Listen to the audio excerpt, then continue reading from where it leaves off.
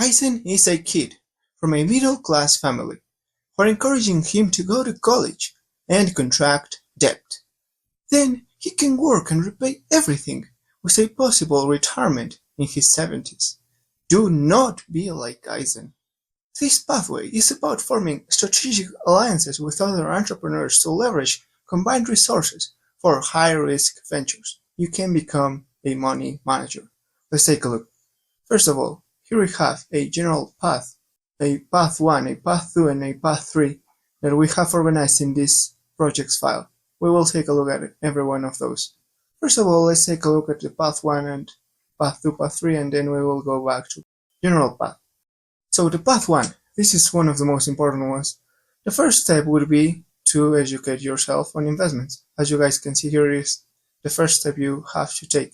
You can, in parallel to that, attend workshops and webinars. Obviously, this is not super important, but that will give you a lot of knowledge and a lot of people that you might know. Then, after you have educated yourself on investments, you want to go and identify your niche. So that niche has to be inside of a specific sector or type of investment that is interesting to you, but that also can become a wealth creator. Things such as startups, real estate, or cryptocurrencies can do it. You have to specialize to become a more credible and attract like-minded investors. Then, after you have identified your niche, you can do 2 steps. Then we will take a look once we go to path 2, but we are in path 1, so after we have identified our niche, which is in this case, we can go and start ahead with starting our small personal investments. So what does this mean? This means that you have to get a little bit of money, enough to get a down payment or the whole payment for a certain type of investment vehicle. Those could be things that are considered low-cost options. Those could be, for example, used cars or foreclosed parking lots. This will give you a lot of experience and returns. Without those investments, you will have some data that you can share. So you have to gather that data and share your journey. This can be done through public media, such as YouTube or some kind of blogs, right? You can include successes and challenges as well. So that data will be really important, because with that data, you will be able to compel investors with a pitch. So you will be able to talk about the investment types that you have, of the return types, and the time it usually takes to get those returns, right?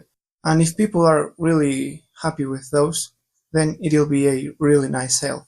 In parallel to creating compelling pitches, you need to create engaging presentations. You could do it in PowerPoint or some kind of software like Canva, so that you can show the returns and the time that it takes, so that they can be happy to hear those things. Then after creating the pitch and creating the presentations, you have to offer value. So what does offering value mean? You have to provide value to your network.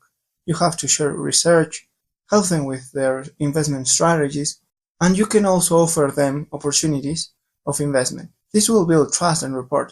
You can do this by developing some contacts in the industry. So now that you are offering value to others, in parallel to that, you can also utilize crowdfunding platforms. This will be costly at the very beginning, but it will get better as you get better results, and people will get to know about you, so they will trust you more. Well, I forgot to mention it, but also once you gather the data and your journey, you have to create a portfolio of success stories, alright? This portfolio can be in several social media. For example, you could also create a website or a YouTube playlist of videos, which you could include the success stories, so that people will become more interested and will perhaps have more faith in you. So those are the steps for pathway number 1. And we will take a look at pathway 2, which in this case it is building a personal brand. While you could do this from the very beginning, there are some problems with that. For example, if you picked a niche for your YouTube videos and then you change your niche, that'll make things a little bit weird, and your past subscribers will not like your content any longer, and then you would have to start over again. You might have to do your logos, banners, etc. over again, and that'll make you lose some time. So you might as well just start your personal brand once you have identified your niche. So that'll be step number 3 on your path 1. And from there on, you want to keep building your personal brand over and over again As we said, you have to create value first, right? So you want to give tips of investments.